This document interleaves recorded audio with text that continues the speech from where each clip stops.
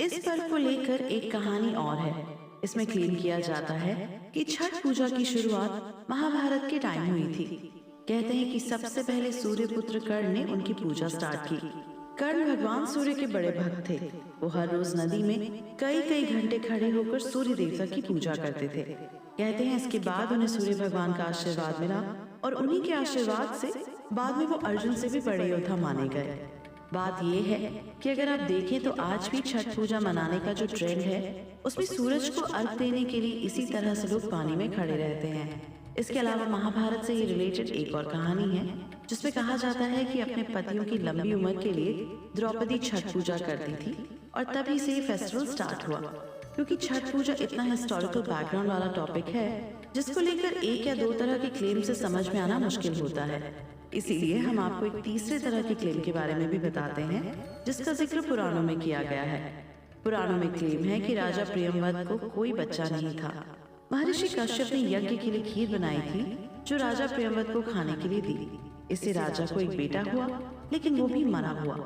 राजा बेटे को लेकर शमशान घाट गए लेकिन उसकी याद में इतना परेशान और दुखी हुए कि अपनी जान देने पर उतारू हो गए। उसी समय ब्रह्मा जी की बेटी कहीं जाने वाली देवसेना प्रकट हुई और उन्होंने राजा से कहा कि मैं इस यूनिवर्स का छठा कंपोनेंट हूँ, इसीलिए मुझे षष्ठी कहते हैं। अगर आप मेरी पूजा करेंगे और दूसरे लोगों को भी पूजा करने के लिए मोटिवेट करेंगे तो आपकी प्रॉब्लम जरूर सॉल्व होगी। राजा ने बेटे के लिए षष्ठी देवी को याद किया और उन्हें बेटा हो भी गया और तब से ये पूजा कार्तिक महीने की षष्ठी को ही होने लगी।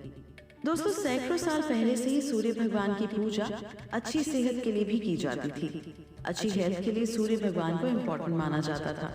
जिस तरह की एडवाइस आज के दौर में डॉक्टर, डाइटिशियन और न्यूट्रिशन वगैरह दे रहे हैं कि विटामिन डी से ही शरीर फिट रहता है, उसके लिए धूप में बैठना चाहिए वगैरह, उस प्रैक्टिस को हमारे एंसेस्टर्स सैकड़ों साल पहले भी फॉलो कर रहे थे।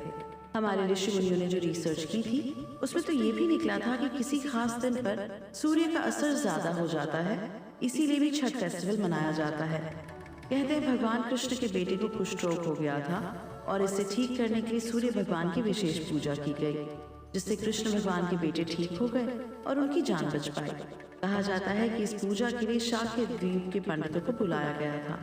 शाक्य द्वीप बेसिकली लुम्बिनी के पास का वो इलाका है जिसके बारे में कहा जाता है कि भगवान बुद्ध यहीं पैदा हुए थे। छठ पूजा दीपावली के ठीक छठवें दिन शुरू होती है जिसमें अपने करीबियों की अच्छी सेहत और प्रोस्पेरिटी के लिए पूजा की जाती है। क्योंकि हिस्टोरिकल एस्पेक्ट ये भी है कि इंडिया में सूर्य देवता की पूजा ऋग्वेद के टाइम से होती आ रही है। इतना ही नहीं, विष्णु पुराण और भागवत पुराण जैसे रिलीजियस टेक्स्ट में भी इसके बारे में बताया गया है। एक आखिरी लेकिन सबसे इंटरेस्टिंग पॉइंट कि सूर्य भगवान की शक्तियों का सोर्स उनकी पत्नी उषा और प्रत्युषा को माना जाता है। इसलिए छठ पूजा में भगवान सूर्य के साथ साथ उनकी पत्नी उषा और प्रत्युषा की भी उतनी ही आदर और सम्मान के साथ पूजा की जाती है। सुबह सुबह सनराइज के बाद निकलने वाली पहली किरण को उषा, जबकि शाम के टाइम सनसेट के समय सूरज से निकलने वाली आखिरी किरण को प्रत्युषा कहा जाता है। दोस्तों, जैसा कि हम पहले ही बता चुके हैं कि छठ पर्व 4 दिनों तक चलता है। इन 4 दिनों में भक्त अलग अलग विधि विधान से छठी मैया की पूजा करते हैं। इन 4 दिनों की पूजा का क्या महत्व है और कैसे की जाती है, पूजा जानने के लिए चलते हैं अपने अगले एपिसोड पर। तो कहीं मत जाइएगा, बने रहिए हमारे